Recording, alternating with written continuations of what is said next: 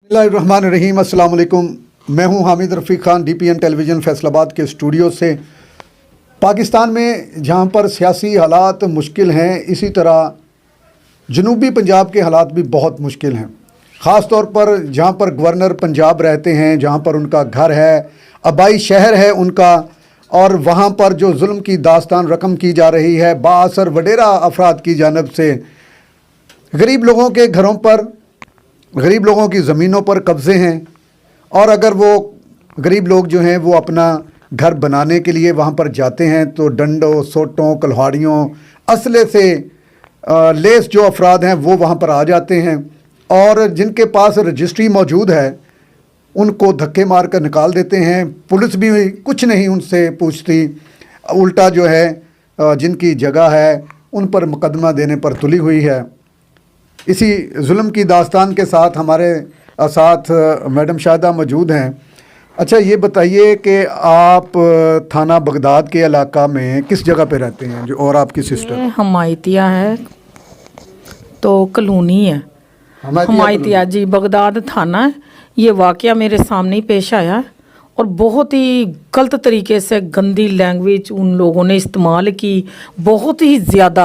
बड़ा अफसोस हुआ कि वहाँ 15 पे देखे कॉल भी चली है, कॉल भी चली, ठीक है, 15 भी आई, लेकिन वो कंट्रोल नहीं हुए बंदे, ठीक है। उन्होंने कुल्हाड़ियाँ, वीडियो बन रही है, दस्तावेज जो थे मेरे हाथ में थे, खुद वहाँ के आपको हम दिखाएंगे जी कि जिस बंदे के हाथ में कुल्हाड़ी है उसका नाम नहीं मुझे मालूम, क्योंकि मैं कौन सी वहाँ की रिहायशी हूँ। रिहायशी मेरी बड़ी सिस्टर है जो कि मेरे बहनोई वहाँ पे रहते हैं। अच्छा, उनका ये प्लाट था 7 मरले का, जी ठीक है, 7 मरले का। उन्होंने वो रजिस्ट्री दस्तावेज भी छीने, जिस मोबाइल से वो वीडियो बनी है कि वो दस्तावेज छीन रहे हैं, गन तानी हुई है, 30,000 रुपया था पर्स में, वो मोबाइल भी छीन लिया गया और ख़वातीन को भी मारा। हाँ जी, मेरी सिस्टर को भी मारा गया, मेरे बहनोई को भी मारा गया, मुझे भी कत्ल की धमकियाँ दी गई। यहाँ मैंने फिर बताया कि मैं फैसलाबाद से आई हूँ, इनकी एप्लीकेशन गई है, आप ये ज़्यादती ना करें इनके साथ, ये रजिस्ट्रियाँ इनके पास हैं। यहाँ तक कि उन्होंने कहा कि देख लेंगे। मैंने कहा इस बात को मैं मीडिया तक लेकर जाऊँगी। आप तो वो कहते हैं कि मीडिया भी हम हैं, पुलिस वाले भी हम हैं, सब कुछ हम हैं, हम आपको आके वहाँ पे भी देख लेंगे। वहाँ भी मुझे कत्ल करने की कोशिश की गई, कुल्हाड़ी लेकर आए। तो यहाँ पे भी फैसलाबाद में भी कहते हैं कि हमने आपको वहाँ पे ख़त्म कर देना। मौत और ज़िंदगी वो तो रब के हाथ में है, ठीक है, मैं नहीं डरती, लेकिन मेरी बहन के साथ बहुत ज़्यादती हो रही है। फिर हम बगदाद थाने भी गए, जी, जो कि दस्तावेज मुझसे छीन लिए गए। उन्होंने जी उन्होंने हमारी जो एप्लीकेशन है वो कहा कि SHO ने कहा कि आप नहीं ये दस्तावेज लेकर आए। मैंने कहा इन लोगों ने छीन लिए। तो फिर मैं अदालत गई। ये मलक नियाज हैं? जी, मलक नियाज जो है ये कब्जा किया है इसने, बाकी ये साथ थे। मोहम्मद अख्तर हैं, मोहम्मद असगर हैं, हाँ जी, मलक नवीद हैं, हाँ जी, और इनके खिलाफ आपने ये एप्लीकेशन थाना बगदाद में आपने ये एप्लीकेशन भी दी है। ये इनकी एप्लीकेशन है, हाँ जी, और ये इनके अदालत तौहीन भी है। अदालत में भी इनके वो फैसला हो चुका है, वकील को कहा है कि इनको आप नहीं कब्जा दें, लेकिन वो SI से लेके SHO तक सब मिले हुए हैं, कोई हमारी नहीं सुन रहा। मैं खुद गई हूँ SHO के सामने, उन बंदों ने, SHO ऐसे बैठा है, वो उसके सामने मेरी सिस्टर को गालियाँ दे रहे हैं। जिस वक्त सिस्टर ने गाली दी तो वो सारे हमको कमरे से बाहर कर दिया। ये कैसा कानून है?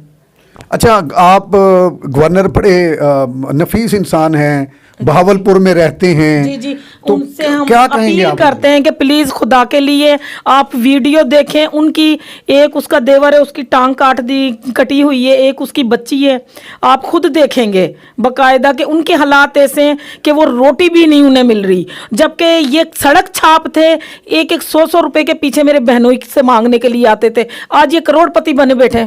ये और जगह आपकी है? जगह हमारी। अच्छा, ये खतून वो हैं कि इनकी फैमिली ने कब्रिस्तान के लिए जगह दी, मस्जिद के लिए जगह दी, और काबज़ की हुई है उन लोगों ने। जी, चलें ठीक है, ये तो आपकी दास्तान है। और मैं अब पूछना चाहूँगा, हमारे सीनियर एंकर पर्सन हैं इमरान मान, तो इमरान मान से मैं पूछता हूँ कि क्या तफसीलात हैं, ये जुल्म की दास्तान कब तक जारी रहेगी, ये क्या सिलसिला है, किस तरह ये मामला चल रहे हैं? अच्छा जी, जिस खतून की बात आपने सुनी उनका मुद्दा मैं आपको मुख्तसर सा बयान कर देता हूँ कि इनकी अपनी जगह है, रजिस्ट्री शुदा जगह है, अदालत से इनके हक़ में फ़ैसला है, उस पर स्टे आर्डर है। जब ये बनाने के लिए जाते हैं तो ये जो नाम हमने आपको बताए जिनके ख़िलाफ़ ये एप्लीकेशन है, ये थाना बगदाद में, तो वो लोग डंडे सोटे कुल्हाड़ियाँ लेकर आ जाते हैं। और जिस तरह कच्चे के इलाके में डाकुओं ने अपना डेरा जमाया हुआ है, इसी तरह ये जो वडेरा शाही है या ये बासर अफराद हैं, ये इनकी जगह पर कब्ज़ा करना चाहते हैं। आपने शाहिदा खतून जो है उनके ज़बानी बात सुनी। ये मेरे पास जो उन्होंने हमें डॉक्यूमेंट दिए हैं, ये सीनियर सिविल जज भावलपुर की अदालत से भी इनके हक़ में फ़ैसला है, स्टे आर्डर है और रजिस्ट्री भी है इनके पास। और जो थाना बगदाद के SHO हैं वो उनकी पुष्टपनाही करते हैं बकौल शाहिदा के, और उनके जो जिन्होंने एप्लीकेशन दी है अभी तक इनकी सुनवाई नहीं हुई, और इनके ख़िलाफ़ जो हैं वो झूठे मुकदमे दर्ज करने के लिए उन्होंने एप्लीकेशनें दी हुई हैं। और अब SHO क्या करते हैं, तो ये जो सारी चीज़ें हैं, इमरान मान साहब, ये बासर अफराद, ये वडेरा शाही, ये कब्ज़ा ग्रुप, ये कब्ज़ा माफिया मज़लूम लोगों की ज़मीनों पर कब्ज़े कर रहा है। और गवर्नर पंजाब इंतहाई नफीस आदमी हैं, और ये उनके घर से चंद फरलांग के फासले पर ये जो लोग हैं जिनके ख़िलाफ़ थाना बगदाद में दरख्वास्त है, ये कब्ज़ा कर रहे हैं। तो क्या वहाँ के जो RPO हैं, DPO हैं, SHO की बात ही ना करें, क्योंकि वो तो कह रहे हैं कि SHO तो उनके साथ मिले हुए हैं, और ये सारी चीज़ें हो रही हैं। और मैं एक और भी बात बताता चलूँ, अगर इन्होंने जो खतून हमारे पास आई, अगर इन्होंने कोई गलत बात की है, हमारे जब ये आप हमारा प्रोग्राम देखेंगे उसके नीचे आप अपना टेलीफोन लिखें। अगर आप अपना वर्शन देना चाहते हैं वो भी हम नशर करेंगे ताकि सच और झूठ जो है वो सामने आ जाए। लेकिन जो वीडियो बनाई गई, इनको धमकाया गया, मारने की कोशिश की गई, कुल्हाड़ियाँ लेकर आए, वो वीडियोस भी हमारे पास मौजूद हैं। तो मान साहब ये बताएं क्या करेंगे आप फिर, अगर आपके घर पे कोई कब्ज़ा कर ले इसी तरह तो कर लेगा फिर वो? अच्छा हामिद भाई, सबसे पहले तो ये है कि वो जो इलाके हैं उनमें अभी भी पुलिस गर्दी जो है वो जारी है। वहाँ पे पुलिस जो है अपने आप को बिल्कुल वो कहते हैं कि हम ज़मीनी खुदा बने बैठे हैं, और गरीब आदमी की कोई अहमियत वहाँ पे नहीं है। और जिस तरह के यूनिफॉर्म चेंज हो गए, लेकिन उनके दिमाग अभी तक वही उसी कल्चर में फंसे हुए हैं।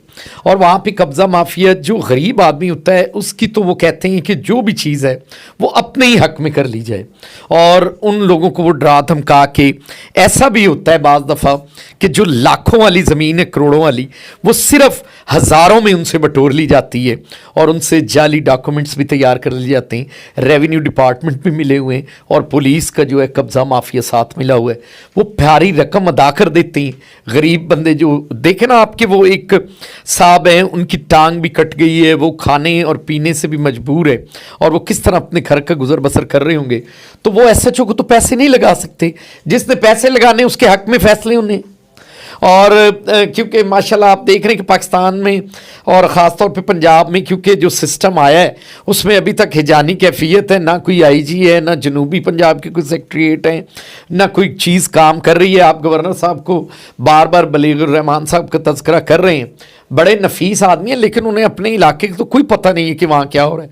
वो तो लाहौर में मज़े हासिल कर रहे हैं, उन्हें जाना चाहिए, वहाँ देखना चाहिए। और मैं देख रहा था कि वो SHO आबिद जो नामी है, वो आपको पता है उन्होंने वहाँ पे अपनी अजारादारी कायम की हुई होती है। वो तो थाने को अपना डेरा समझते हैं, गरीब लोगों पे वो जुल्म ढाते हैं।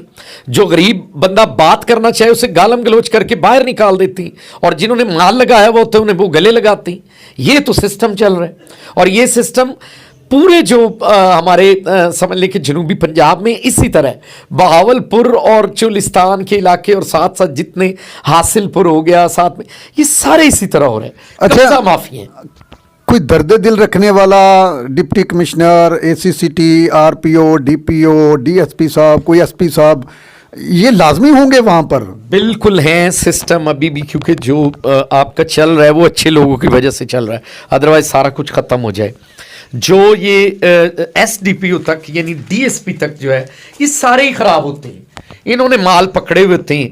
जब आपकी एसपी लेवल से काम शुरू होता है और डीपीओ और फिर आपके आरपीओ और मुख्तलिफ जो वहाँ इन्वेस्टिगेशंस के एसपी भी तैनात हैं, उन तक जब ये कहानी जाती है तो मेरा ख्याल है कि ये चेंज आपको नज़र आएगी।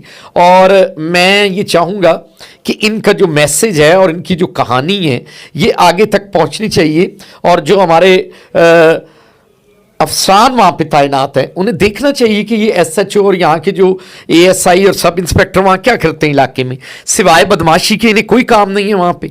और गरीब लोगों के ये ज़मीनों पे कब्जे करवाने के लिए बैठे हुए हैं, ना कि गरीब लोगों को उनका हक दें और गरीबों को गले से लगाएं। वो उल्टा चल रहे हैं, वो सिर्फ अपना ईमान पैसे को समझते हैं। हामिद साहब, ये दो बहनें हैं जी, एक तो जिनकी आपने बात सुनी शाहदा, और एक इनके जो बहनोई हैं और आबदा हैं जो इनकी सिस्टर हैं। तो 7 मरले की जगह है, आपने इनकी जगह पर पहले भी कब्ज़ा कर लिया, वो पता नहीं उन्होंने छोड़ दी या क्या किया, या डर के मारे वो छोड़ दी सारी चीज़ें। तो अब ये किस तरह हालात बदलेंगे, इन गरीब लोगों को किस तरह उनके जुल्म से बचाया जा सकेगा? देखिए जी, अभी भी मैं समझता हूँ कि जो मीडिया है वो गरीब की आवाज़ बनता है और गरीब के लिए कुछ न कुछ वो रास्ते हमवार करता है।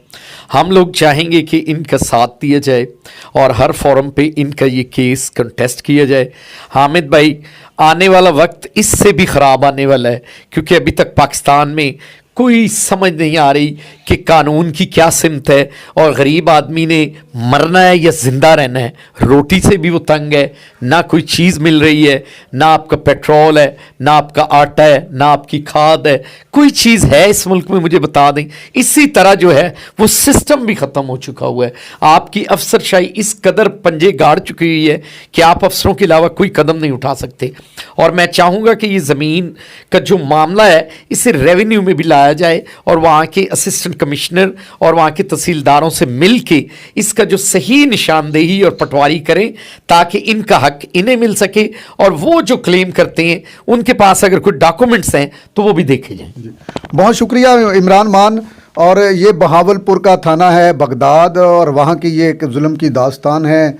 2 बहनें हैं, इनका इसके अलावा कोई नहीं है, इनकी अपनी जगह है। जो इन्होंने बताया कि हमारे पास उसकी रजिस्ट्री मौजूद है, अदालत से स्टे ऑर्डर मौजूद है, और जो दरख्वास्त दी है हमने थाने में ऐड कर दें कि मैं आरपीओ बहावलपुर और डीपीओ बहावलपुर से ये इस्तदा करूंगा कि ऐसे केसेस को खुदा के लिए आप खुद अपने ऑफिस में सुनें और वहाँ के डीएसपी को भी बुलाएं और एसएचओस को भी तलब करें आप कि क्यों इस तरह के जो नाखुशगवार वाक़े हो रहे हैं और गरीब लोगों को इसी चीज़ों पर भी फिर कत्ल भी हो जाते हैं और आगे चल के बहुत सारे डेंजरस मामला बन जाते हैं। जी, तो उन्होंने जो उनकी जगह है वहाँ पर ये गुंडा नासर आ जाते हैं, पहले भी कब्ज़ा किया हुआ है, अब भी ये करना चाहते हैं। हम ये कहते हैं कि अगर इनके पास रजिस्ट्री है तो गवर्नर पंजाब की टीम वहाँ पर मौजूद है, वो भी इसका नोटिस लें। आरपीओ साहब, डीपीओ साहब, जैसे इमरान मान ने कहा कि वो खुद इस केस को सुने। ये थानों में जा के दरख्वास्तें दे के तंग आ चुके हैं। बासर अफराद जो हैं उनका एक वतीरा होता है, उनके पास एक हथियार होता है, वो वहाँ के जो थाने के लोग होते हैं उनको किसी न किसी तरीके से राम कर लेते हैं। लेकिन मैं ये नहीं कहता कि हर जगह पर ऐसा होता है। बहुत सारे आला अफसरान भी मौजूद हैं। अब डीपीओ आरपीओ साहब वहाँ पर नए आए हैं। मुझे उम्मीद है कि इन 2 बहनों को जिनको उन्होंने कत्ल की धमकियां भी दी हैं, वीडियो भी वहाँ मौजूद है, आप वीडियो भी देख लीजिएगा। तो आरपीओ साहब, डीपीओ साहब, गवर्नर पंजाब से उन्होंने अपील की है, चीफ जस्टिस ऑफ पाकिस्तान से उन्होंने अपील की है, chief justice Lahore high court से उन्होंने अपील की है कि अगर हमारे पास रजिस्ट्री है तो हमें हमारी ज़मीन दी जाए, हमें अपना घर बनाने दिया जाए। ये लोग जो आ जाते हैं असला तान कर, ना पुलिस इनके खिलाफ कोई कार्रवाई करती है ना कोई और करता है। 2021 और 22 में बाकायदा ये एक्ट आया है कि कब्जा माफिया के खिलाफ पूरा एक ऑर्डिनेंस है और उस पर अमल करवाना है। जी, तो हमें उम्मीद है कि गवर्नर पंजाब और वहाँ के आरपीओ और डीपीओ जो हैं वो इसका नोटिस लेंगे और इनको इनका हक दिलाएंगे। इसके साथ हामिद रफ़ीक खान को इजाज़त दीजिए। अल्लाह हाफिज़।